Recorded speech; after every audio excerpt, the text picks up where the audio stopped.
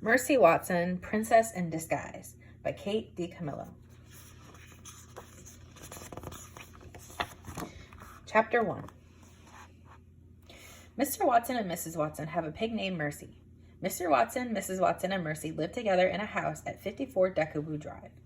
One October afternoon, in the living room of the house on Deckawoo Drive, Mrs. Watson had an idea.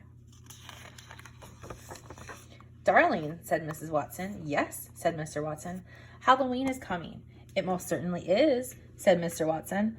"I believe that Mercy should dress up," says Mrs. Watson. Mercy opened one eye.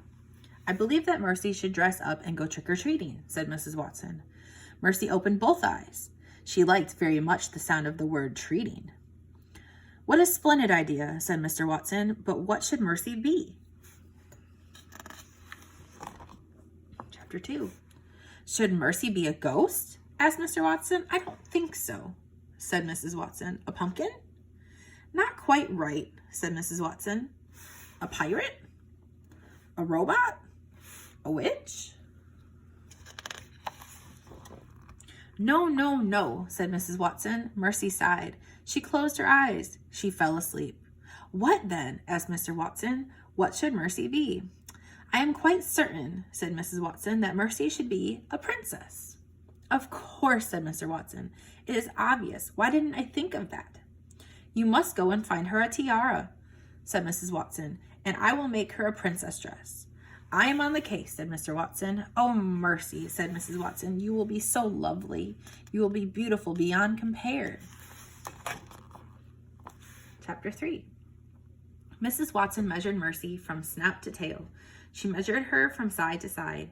She measured Mercy around and around and around. "Heaven," said Mrs. Watson, "I hope I have enough fabric."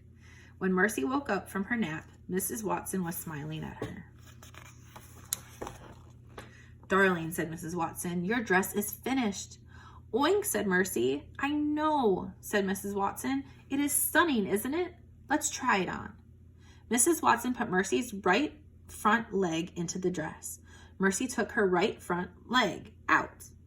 Mrs. Watson put Mercy's left front leg into the dress. Mercy took her left front leg out.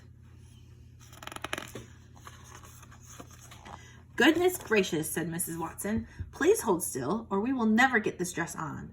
"My darlings, my dears," called Mr. Watson, "I am home, and I have located the tiara."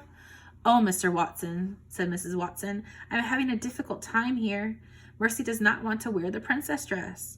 "Perhaps," said Mr. Watson, "you should tell her about the treats."